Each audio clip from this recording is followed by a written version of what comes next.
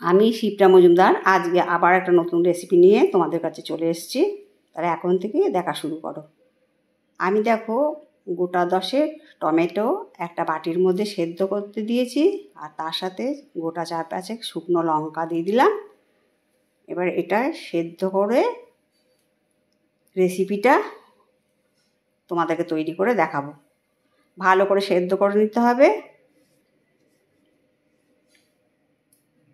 আর এদিকে দেখো আমি একটা বড় দেখে রসুন নিয়ে নিয়েছি, তার সাথে আর 2-4 কোয়া নিয়ে নিয়েছি, একটা 1 ইঞ্চির মতন আদার টুকরো, আর 2টো পেঁয়াজ নিয়েছি। এগুলো খোসা ছাড়িয়ে আমি কুচো করে নেব।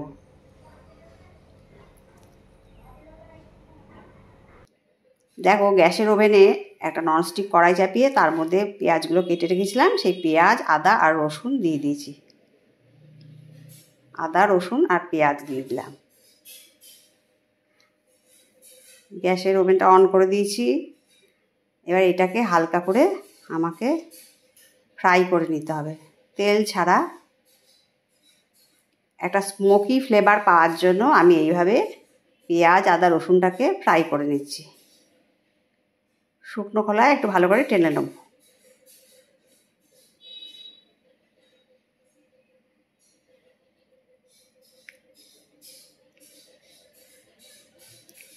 আমি আজকে তোমাদেরকে একটা সস তৈরি করে দেখাবো। সসটাতে যাতে স্মোকি ফ্লেভার আসে ওই জন্য পেঁয়াজ, আদা, রসুনটাকে একটু নাড়াচাড়া করে নিলাম শুকনো খোলায়। আর মিক্সিং জারের মধ্যে আমি টমেটো দিয়ে দিয়েছি খোসাগুলো ছাড়িয়ে, আর পেঁয়াজ, আদা, রসুন দিয়ে দিয়েছি। আর এদিকে গ্যাসের মধ্যে একটা কড়াই চাপিয়ে তার মধ্যে অল্প একটুখানি সাদা তেল দিয়ে দিলাম। সাদা তেলটা ভালো করে গরম করে নিতে হবে।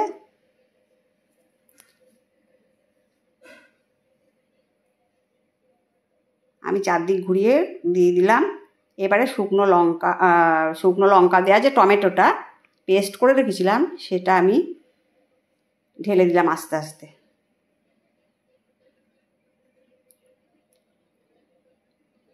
এটা দিয়ে আজকে আমি তোমাদেরকে একটা টমেটো সস তৈরি করে দেখাবো, মোমো সস। অনেক দিন ধরে সংরক্ষণ করে রাখা যায়, ভীষণ টেস্টি হয়। ঘরে তৈরি মোমো সস এইভাবে তোমরা তৈরি করে নিতে পারো। এটাকে মাঝে মাঝে নেড়ে দিতে হবে, লক্ষ্য রাখতে হবে যেন তলা ধরে না যায়।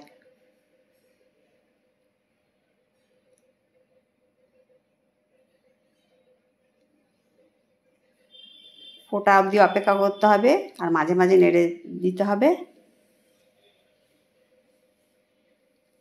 ফোটা ধরে গেছে, এবার আমি লবণ দিয়ে দিলাম। 2 চামচ লবণ দেব। 2 চামচ লবণ দেওয়া হয়ে গেল।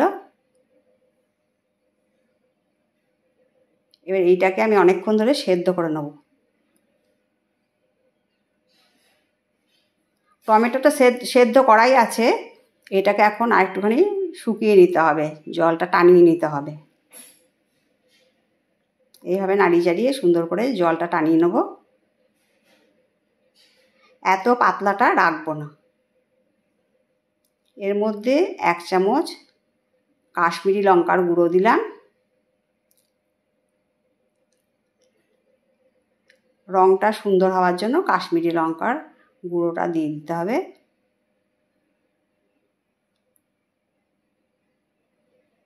আর তোমরা যে যেমন পরিমাণে মোমো সস তৈরি করবে সেই রকম পরিমাণে লঙ্কাটা দিয়ে দেবে। লঙ্কা, টমেটো সমস্ত কিছু। দেখো অনেকটা শুকিয়ে এসছে। এর মধ্যে অল্প সামান্য চিনি দিয়ে দিলাম স্বাদটাকে ব্যালেন্স করার জন্যে।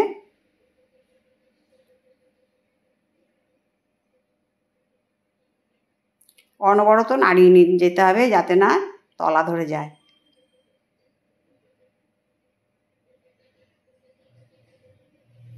তাহলে ঘরে তৈরি মোমো সস আমরা খুব সহজেই তৈরি করে নিতে পারি। আস্তে আস্তে আমি আরও জিনিস অ্যাড করব। দেখো সয়া সস দিচ্ছি,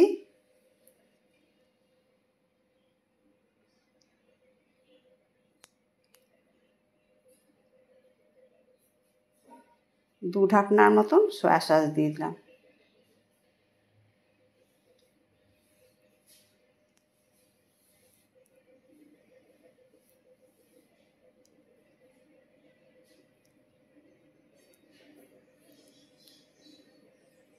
ওপর নিচ সুন্দর করে নাড়ি চাড়িয়ে দিতে হবে। সবসময় এই জিনিসটা লক্ষ্য রাখতে হবে যেন তলা ধরে না যায়। তলা ধরে গেলে খেতে একদম ভাল লাগবে না, একটা খারাপ গন্ধ চলে আসবে। এই জন্য অনবরত নাড়িয়ে যেতে হবে। আর থিকনেসটা দেখো এইরকম রাখলেই ভালো হবে, বেশি ড্রাই করা চলবে না বা বেশি পাতলা রাখাও চলবে না। আমার এই মোমো সস তৈরি যদি তোমাদের ভালো লাগে, লাইক শেয়ার কমেন্ট আর সাবস্ক্রাইব করে আমার চ্যানেলের পাশে থেকো, এটা তোমাদের কাছে আমি অনুরোধ করলাম। আর প্রিজারভেটিভ হিসাবে আমি 2 ঢাকনা ভিনিগার দিয়ে দিলাম। এটা বহুদিন সংরক্ষণ করা যাবে।